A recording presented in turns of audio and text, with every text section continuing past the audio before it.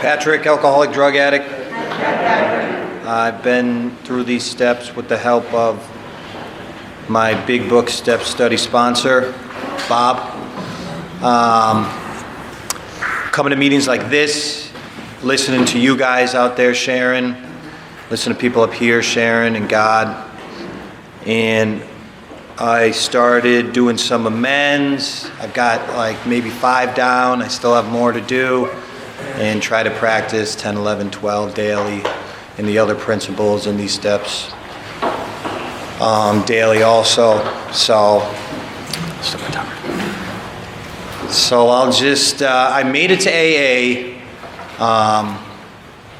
because of running on self-will, riot, crazy, and started drinking at 16. And God willing, my last drink was at age 33, and that was June 18th of 2016.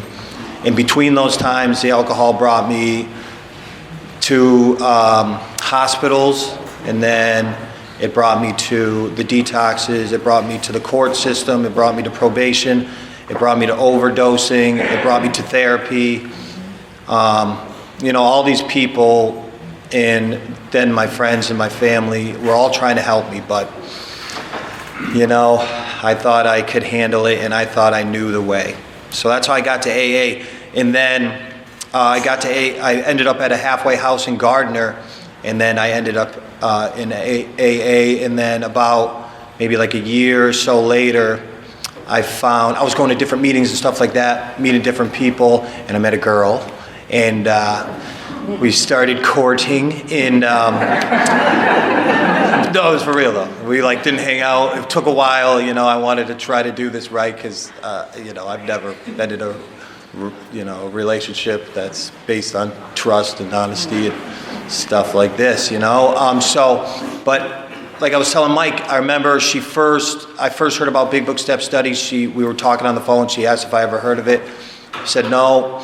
And she said there's recordings on YouTube that I could go check out. And she's like, she told me the one that she spoke at, and if I wanted to go check it out, and never did. But then a little while after that, she's like, come to this meeting in Leominster. So I went to the one in Leominster, and I went late, and she wasn't there. So anyway, the mic got to me, and the usual happened. I started dropping knowledge, and they were just really cool, you know what I mean? Can you please? And they told me what was up, and I was like, okay. And of course, I was like, went back to her and had some questions for her, and she explained to me. She's like, sometimes, and she just told me, how it works. But I kept on going to these meetings, and I eventually, I asked Bob to help me through. And so with this step, we read it together. We were supposed to do it at a church in Leominster, St. Leo's, but it was closed. So first he asked if it was cool. He's like, hey, do you mind doing it at a church? I said, no, I was very blessed to just have an open mind and I wasn't too prejudiced against churches and religion and religious places and stuff like that. So we ended up at St. Cecilia's, and we read outside, and then we went inside, and he asked me these questions, and we did the 3rd step prayer, and he sent me on my way to my writing. But in my life, a little background, before I was born, music was a huge part of my mom and my dad and my family's life. And so growing up, it was always either music was playing on the radio or on the record player or whatever, or music was being played by my parents or friends, my sister's friends, my older sister's friends, and singing and stuff like that. And so, getting wicked deep into the alcohol and the drugs, it's all that went away. And so when I got into sobriety at the halfway house, it started to come back, and the feelings of feeling the music started to come back again. And But anyway, so then down the road, me and Bob end up doing the third step prayer at St. Cecilia's. I'm like, who's St. Cecilia anyways? And Bob's like, look it up. So I look it up, and she's the patron saint of music. So I'm like, oh my God, come on, dude. But it was like, so before that, things like that started to happen, and that's what started to build my faith. And this God thing and this higher power thing, you know what I mean? Like a little bit every day, or whatever, something would happen, and luckily, I was a little bit of awareness was there, and I would be aware of it, and I'd recognize it. I'm like, holy crap, this is crazy. And then something like that happened. I'm like, this is nuts. So that was like the first. A really good sign at first, for the third step. And so like my experience with it is like every day I have to make that decision, and most of the time I have to make that decision constantly throughout the day. I have written here on the top of the chapter is practice for a lifetime practice. It's like I'm going to, turn it over to God, and whether it's smooth sailing or some like rough seas, I still will take my own will back and like think I think I got this. I don't need God's help. I don't need the help of you guys. I don't need to reach out to anybody. Let me just try to deal with this on my own. And what usually happens is, I'll go through some internal pain and suffering, or I'll lash out and cause somebody some, pain and suffering. And so it's like, it's a constant thing where like what I've learned is like only through experience in time and day by day, and like going back and definitely failing, and then coming back and like, what is God, and like all these questions. Like early on, I'm like, do I have to be perfect? Like what is this about? And then becoming, day by day, going to different meetings and coming to these meetings and listening to you guys share. It's like I learn a little bit, like get that direction on, and get some suggestions on how, I can turn it over to God, and what that may look like, and, what actions I have to take in that. I learned, a little bit down the road, it's like, okay, I got free will, so I have to take that free will. What am I going to do with it? I'm going to align it with God's will. Okay? And I'm like, oh, I never heard it put like that. I just thought like, oh crap, I got to be like perfect. Bless you. Or like, you know what I mean? I got to be like God, so I got to be perfect. And then if I'm not perfect, I'm failing. And then I'm beating myself up. It's like, oh shit. Come to find out, that's running on self-will again. If I'm beating myself up and like, not accepting of, because that's a big thing too. It's like, when I am accepting of life on life's terms, and the ebb and flow of the daily, my 24 hours through the day, that's when I know, like, I'm aligning my will with God's will. Early on, coming to these meetings, I was at this meeting. I remember a good example of this is I woke up in the morning, and now me and that girl are dating, and we're living together. I graduated, I was done with the sober house, moved in with her. We came to this meeting. I woke up in the morning just feeling irritable and like restless and discontent, which I really didn't know anything about until I started coming to these meetings when I was in that sober house. And I was like, I prayed in the morning, didn't know anything about quiet time until I started coming to these meetings, and I started dating that girl. She did this thing called quiet time, prayer and meditation in the morning. So I was like, okay. And so I was doing, my thing in the morning, and I'm like still feeling, irritable. Then we came to this meeting, I'm listening to the meeting, I'm like, okay, still feeling irritable. And I'm driving home, and I'm telling her about it. And she's like, she gave a suggestion. She's like, maybe instead of trying to like rid yourself of this feeling, why don't you just like sit with it and let it be and basically accept it? I was like, oh snap. I'm like, yeah. I didn't think of that at all. And that's why, you know, for me, it's like I think it says in the book, but for a lifetime. So I have to be like, keep coming to the meetings, you know, keep on like keeping on and having like a open mind, and the willingness is going to come and it's going to go. It's going to come and it's going to go. But if I'm like reminded, I have to remind myself I made a decision. You know, a counselor, you know, told me that, and he's a friend now. You know, it's like I'm not just like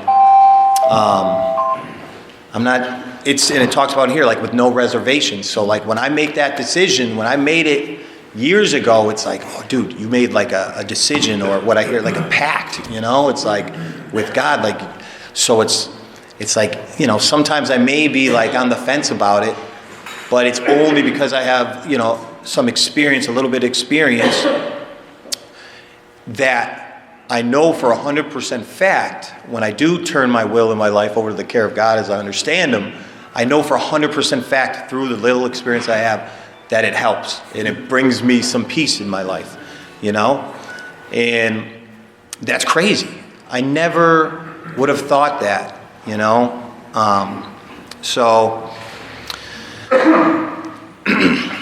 Some things I have written down in here, like I was like, you know, what is my will in my life? You know, learned a little bit through the ways it's somebody put it. Oh, it's my thoughts and my actions. I'm like, okay, you know, different perspectives that you guys like, you know, shared upon and shared. That's what I need. I need to hear, like, I need the help. Turning my life over is, you know, is like saying, yo, I'm open and I'm willing to this help. And so with the steps, it's like, it's getting you ready. It's like, yo, are you willing to accept the help? Because all these years I've been programmed in doing things a certain way. So what I learned through my experience is like doing that 4-step, it's like, how am I going to be open and, you know, to accept this help if I've been thinking a certain way, and then like I have to see, write down the truth on this piece of paper, and be willing to see the truth and see my wrongs and these resentments and stuff like that, and then being able to admit it, you know what I mean? And like admitting to fear, selfishness, dishonesty, self-seeking, admitting to all that stuff. It's like, in my mind, because, you know, I wired it a certain way through all those years, it's like, no, oh, that means I'm weak, blah, blah, blah. I'm not a man, and if I do this and do that. And so taking that step 3 is like, nah, it's okay, you know, through the guidance with this divine guidance that you're asking through prayer and meditation and stuff like that, and through the divine guidance through the people.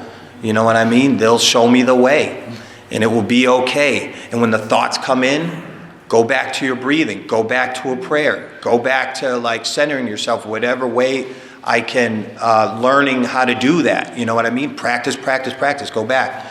Go over here and fail, or not necessarily fail, but like, you know, cause myself some internal pain or something like that. It's like, okay, come back. It's constant, you know? So, yeah, I just kind of went a little, I just lost my thought. But it's, you know, it's back and forth, and that's okay. Oh, and so step 3, for those rest of those steps, how the hell am I going to get through the rest of the steps if I'm not getting the help, that divine help from God? Yes, I could get the help from you guys, but you know what I mean? Like through all those years where I ended up in the hospital on probation, overdosing, all you guys, my friends, my families, all those people were trying to help me. But was I accepting of it? No. But so if I'm like, all right, God, please, and act, you know what I mean? Like, go through and just, you know what I mean? Like, even if I'm like, don't really know and I'm unsure, just try it and act like, you know, you're doing it. Take the action of like accepting the help and try it, you know? And then it's like, I experienced something, and it's like, okay, maybe this does work. And like I said, go back to that. That's how I built the faith. Like, I'm not sure, but what the hell? Okay, let me try it. Okay, it works. So how am I going to get through the steps?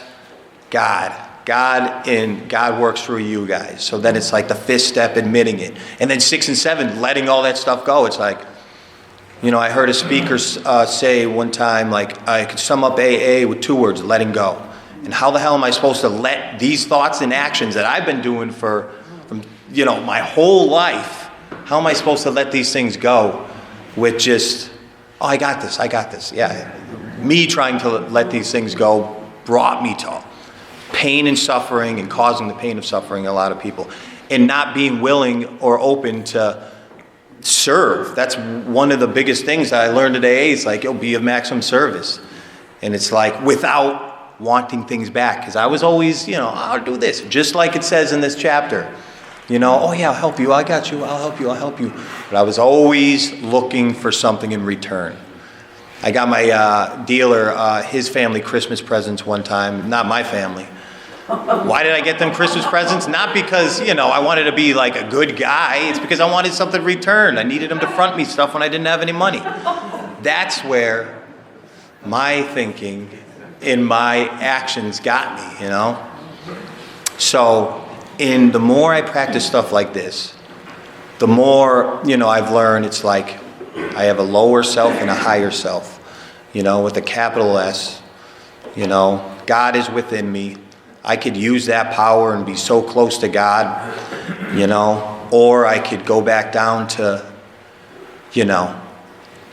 thinking, if I stop coming to these meetings, stop practicing these principles,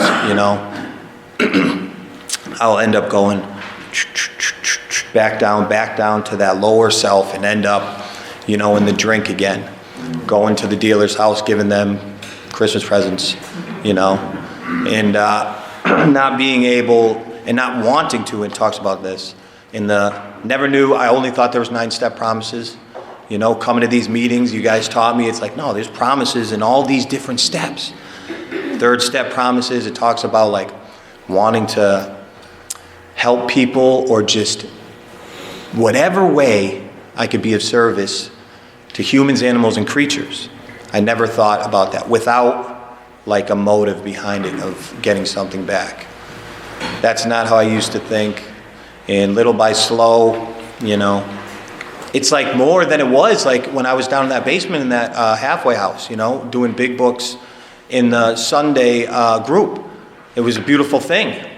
But it's such a beautiful thing to see like little by slow through the short time I've been here. It's like my understanding has gotten a little bit clearer, and the relationship with God has gotten a little bit more clearer, and I've experienced things, like I said, so I know for a fact when I turn it over to Him, it will work. But I just have to be willing to, So it's like half measures availeth nothing. So if I just like half measure, turn it over to Him, I'll get those results. And I experience it and I learn from it. And it's okay. You know what I mean? How else am I going to, get through this life and get ready for the afterlife to get me ready for whatever's next, So with that, I appreciate Mike asking me. This is cool. And I'm going to keep on doing this, keep on with the amends, and keep on working this stuff and learning about this stuff. And the other thing that was a beautiful thing too about these meetings, regular AA is dope, and I got mad love for it too. But coming to these meetings, there was a lot of encouragement, like the steps, obviously. But it's like keep writing wherever you're at, all that, keep reading and all that. So I'm gonna, keep writing, keep reading, wherever you're at, do it. You know what I mean? Because it's definitely helped me out, and it's helping me out a day at a time. And thank you guys. My name is Patrick. I'm an alcoholic and a drug addict.